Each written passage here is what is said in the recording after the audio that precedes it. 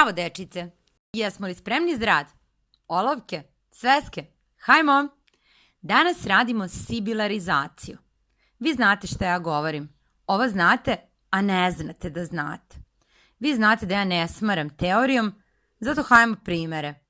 Ruka ruci, junak junaci, knjiga knjizi, izlog izlozi, orah orasi. Šta ste primetili? Pažljivo pogledajte i recite mi. Pogledajte K u prve dve reči. U koji glas je prešlo K? U C. Bravo. Hajmo sada da pogledamo knjigu i izlog. U koji glas će preći G? U Z. Pa bravo, deca. I hajde sada pogledamo ovaj orah. H prelazi u S. To je to. K, G i H prelaze u C, Z i S. Za one koji žele da znaju teoriju ili moraju to da nauče, sledi. Sibilarizacija je glasovna promena u kojoj zadnjonepčani glasovi K, G i H prelaze u C, Z i S. Ako vam treba još teorije, to ćete bez mene. Toga zaista ima svuda. Ja sam tu da vas naučim, a ne da bubam sa vama. Vi ostali zapamtite. Junaci, izlozi, orasi. I to je to. Izuzeci od sibilarizacije su dativ i lokativ. Kod ličnih imena, to su Danka Danki, Luka Luki, Lenka Lenki, Olga Olgi, Zaga Zagi.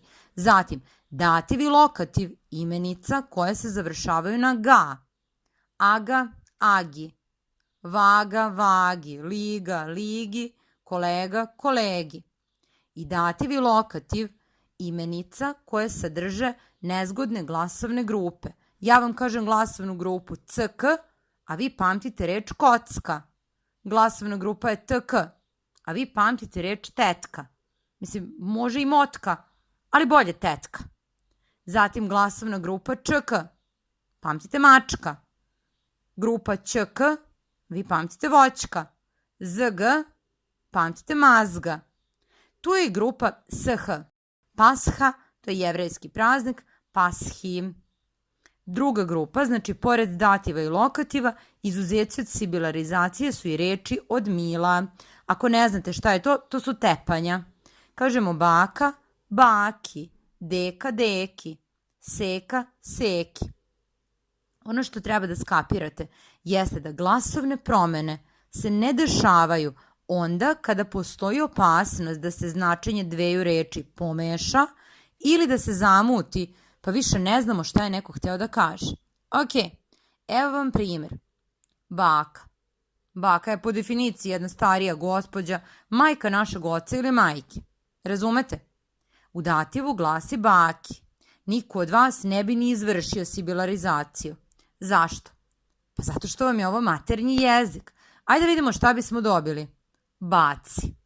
I eto mešanja sa značenjem druge reči. To je imperativ glagola baciti.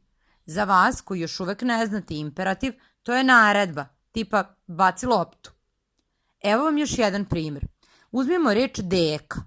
Stariji gospodin, otac našeg oca ili majke. U dativu glasi deki. Vi opet ni ne pomišljate na sibilarizaciju, naravno. A šta bismo dobili kad bismo je izvršili? Dobili bismo reč deci. Ako bi to još stajalo napisano, dala sam deci lopticu, ne bismo nikako mogli da znamo ko je na kraju dobio ovu lopticu, deda ili deca. Jesam li ja vama lepo rekla da znate, a ne znate da znate? A sad lepo lajkujte, šerujte, a mi se vidimo. Pozdrav!